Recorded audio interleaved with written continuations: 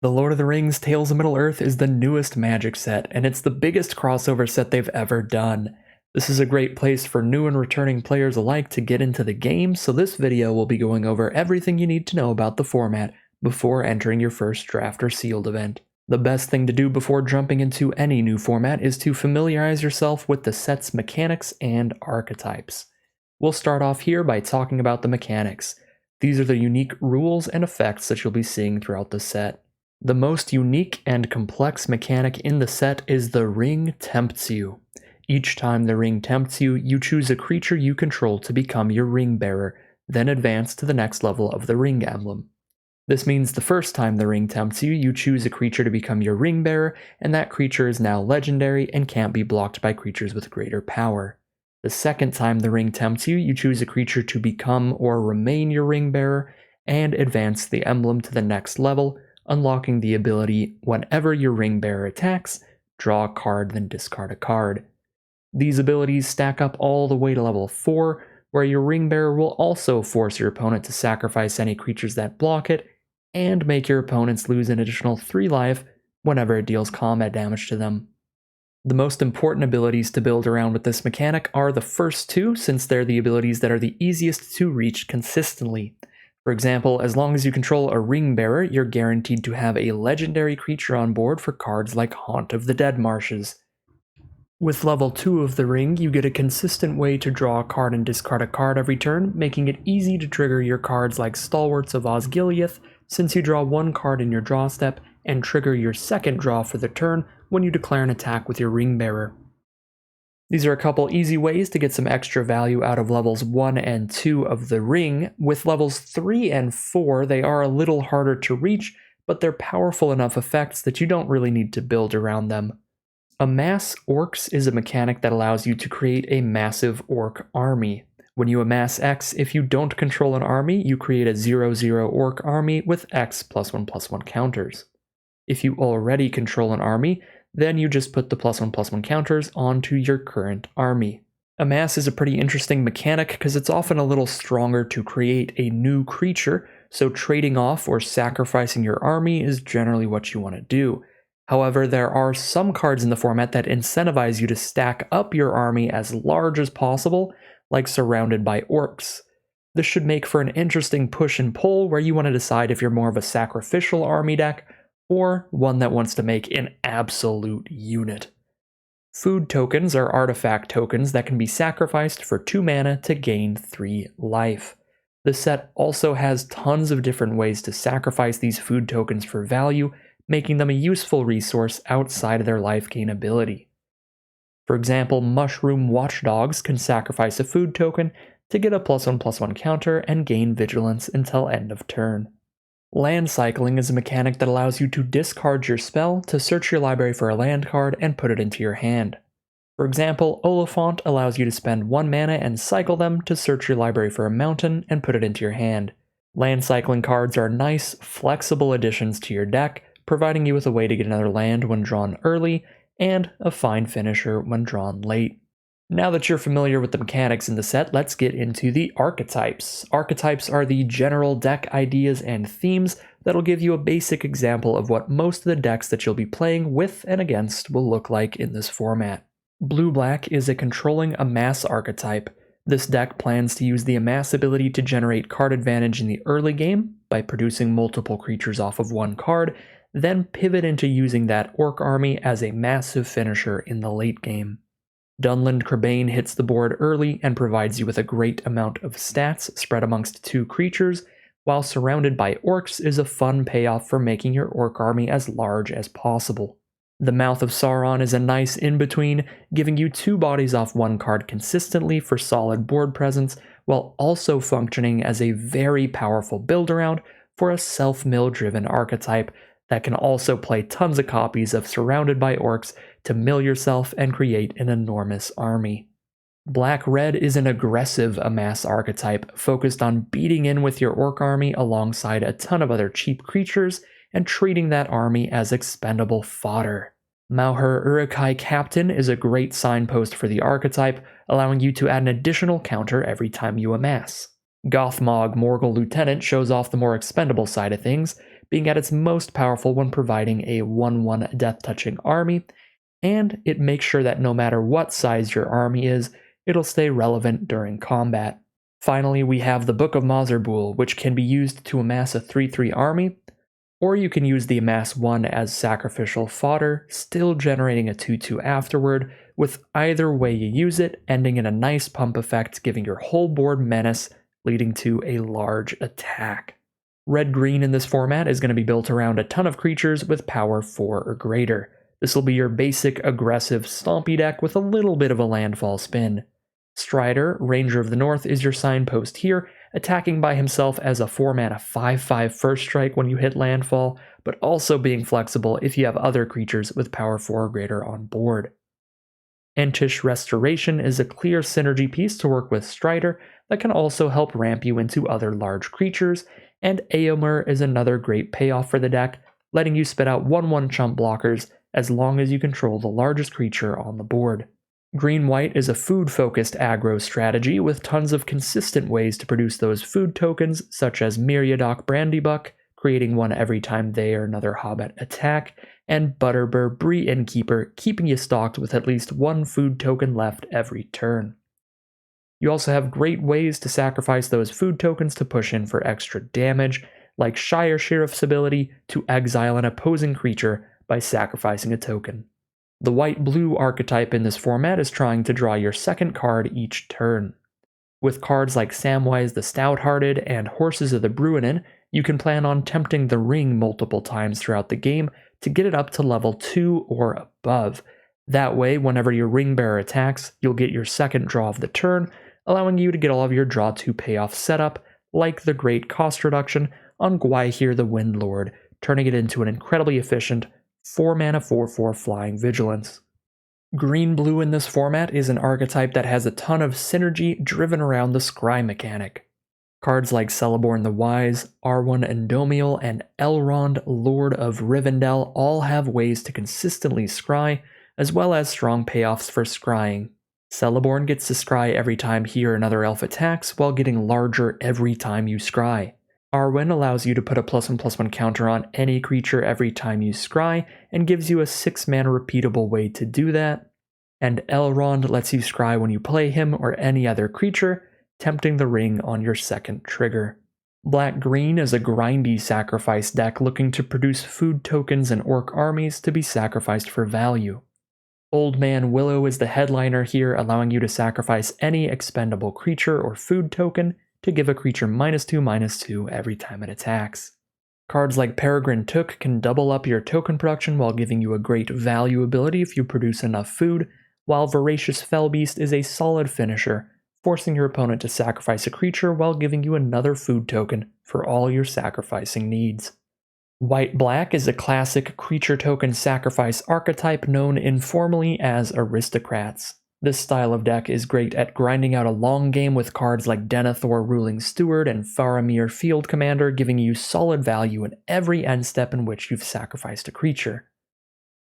You can also get some mileage out of cheap sacrifice outlets like Grima Wormtongue, who can even produce an orc army if you manage to sacrifice a legendary naturally, or if you manage to turn one of your tokens into the Ring Bearer, making it legendary sacrificial fodder.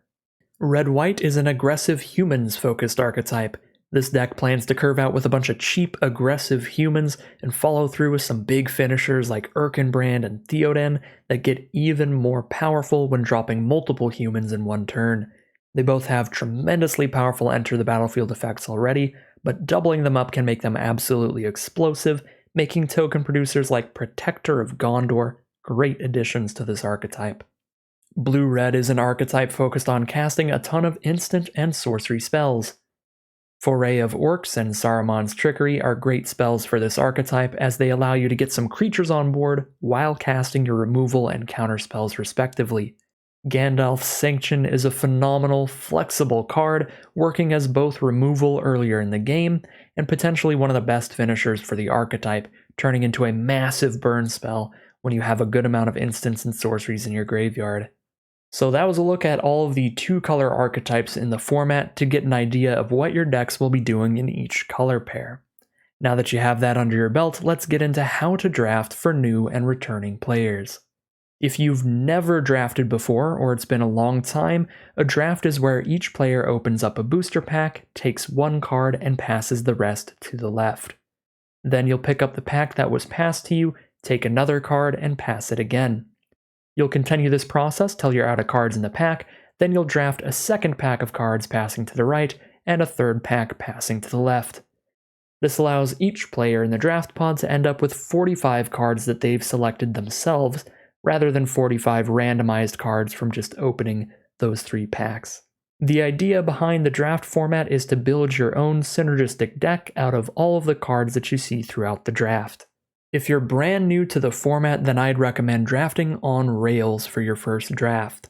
Generally, the idea is to take the strongest rares or uncommons in your first couple packs and pick 2 colors out of those to focus on for the rest of the draft.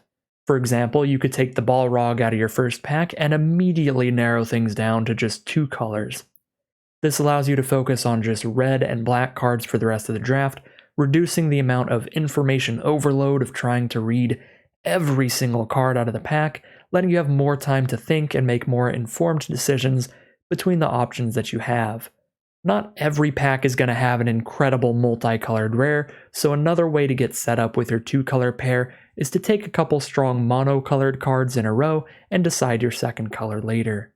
In modern day limited sets, the worst commons and uncommons in each format are still filler playables, so it's not really possible to end up with a horrible deck drafting this way, but after you do gain some experience getting more familiar with the cards through playing out your matches or playing a couple more drafts, you are going to be able to build a stronger deck by finding the most open colors in your draft pod.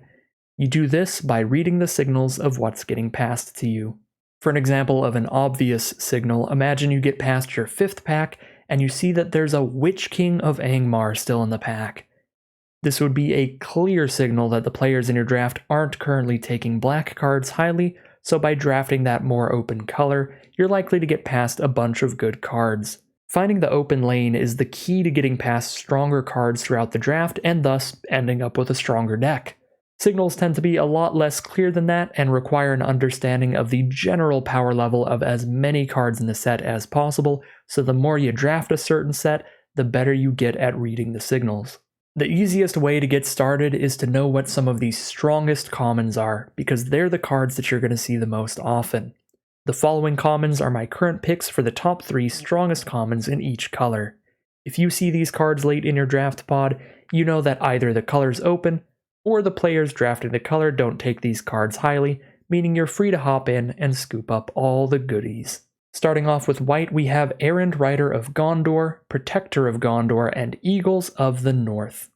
Errand Rider of Gondor is a great value play. A 3-mana 3/2 that lets you draw a card and put a card back is already solid, and if you control a legendary, the card is exceptional. You get a 3/2 for 3 that fully draws you a card, putting you ahead in card advantage nice and early in the game. It's also important to keep in mind that not only are there many legends in the set, but any ring bearer will be a legendary as well. Protector of Gondor is 4 mana for a 3/3 and a 1/1, which is a solid amount of stats for the mana cost, and it happens to fit in really nicely into multiple archetypes. It's a very high pick for red-white, which cares about spitting out multiple humans, and white-black, which cares about sacrificing creatures. Last but not least, we have Eagles of the North. Flexibility is the selling point here, as Eagles of the North is a card you can land cycle early in the game to ensure you hit all your land drops, and a solid finisher when you draw it late in the game. In blue, we have Glorious Gale, Ithilien Kingfisher, and Isolation at Orthunk. Glorious Gale is this set's Essence Scatter, which has been a solid playable in previous formats. Spending just 2 mana to counter any creature is a great deal, especially when you nab something that costs 4 or more from your opponent. This time it also has an added bonus of being able to occasionally have the ring tempt you. Ithilien Kingfisher is our solid value flyer for the format. A 3-mana 2/1 flyer can beat in for a good amount of evasive damage, and with the death trigger to draw you a card, it can potentially put you up a card by trading off into something at some point in the game. We also have Isolation at Orthunk as blue's pseudo-removal spell for the format, putting a creature back into its owner's library second from the top. Since your opponent will have to spend a draw step to redraw the creature, you're not down a card here like you are with normal bounce spells, and you still get that great swing and tempo where it takes your opponent a while to get their creature back. This also has the flexibility of being able to permanently kill a large orc army if your opponent has done too much amassing for your tastes. In black, we have Claim the Precious, Dunland Crebain, and Mirkwood Bats. Claim the Precious is black's premium removal spell for this set. Destroying any creature for only 3 mana is already a fantastic deal in Draft and Sealed, and this also lets the ring tempt you. Dunland Crebain is a solid amount of stats for 3 mana, a 1/1 flyer and a 2/2 on the ground, and it synergizes well with what a lot of the black decks want to be doing, giving you expendable things to sacrifice, as well as amassing your army. Mirkwood Bats is a great way to get some unstoppable damage chipping away at your opponent. As a flyer, it's naturally evasive, letting it chip in for 2 damage every turn already, but in a format with orc armies, food tokens, human tokens, treasure tokens, all that kind of stuff, it's really not hard to have your opponent lose a lot of extra life as your tokens are entering and leaving the battlefield. In red, we have Smite the Deathless, Swarming of Moria, and Oliphant. Smite the Deathless is red's premium removal spell for the format, being an efficient way to clear out any creature with toughness 3 or less, as well as a decent way to finish off a larger creature that's been dealt a few points of damage in combat. Swarming of Moria is a card that should play pretty well for many different archetypes in the format, giving you a creature that counts as a sorcery for blue-red, giving you more amass as well as an expendable token for red-black, and solid mana fixing and mana ramp for any other archetype. Oliphant is a flexible card, being able to grab you a land in the early game or function as a solid finisher in the late game. In green, we have Ent's Fury, Woe's Pathfinder, and Generous Ent. Ent's Fury is green's premium removal spell for the format, being a powerful fight spell for any deck and an exceptional fight spell when targeting a creature you control with power 4 or greater. Woe's Pathfinder is a solid mana dork for any deck, functioning as both mana fixing and ramp to get to your larger spells early. It also has a built-in mana sink in case you're flooding out to stay relevant extra late into the game. Generous Ent is a massive wall late in the game. A 5/7 reach is able to block pretty much everything but a ring bearer, and spitting out a food token as well gives you some life to help stabilize. Not only that, but it has that early game flexibility of being able to cycle for a forest. Well, that is gonna do it. That was a look at all of the mechanics, archetypes, and top commons in the brand new Lord of the Rings Tales of Middle-earth set. If you're interested in seeing some draft walkthroughs of this format, the early access streaming event starts tomorrow, and thanks to Wizard of the Coast, I'll be recording some videos and diving headfirst into the format then. I upload daily Magic Arena videos, with a majority of them being draft playthroughs, so there will be plenty more Tales of Middle-earth drafts coming as the format progresses. If you have your own tips, tricks, and thoughts on the format, feel free to leave them in the comment section below, and if you enjoyed this video and you'd like to help the channel out, you can always like and subscribe as well. I'd also like to thank my patrons for supporting the channel. You can check out the link in the description below if you're interested in becoming a patron yourself, and as always, thank you very much for watching, and I'll see you again soon for some more Magic Arena.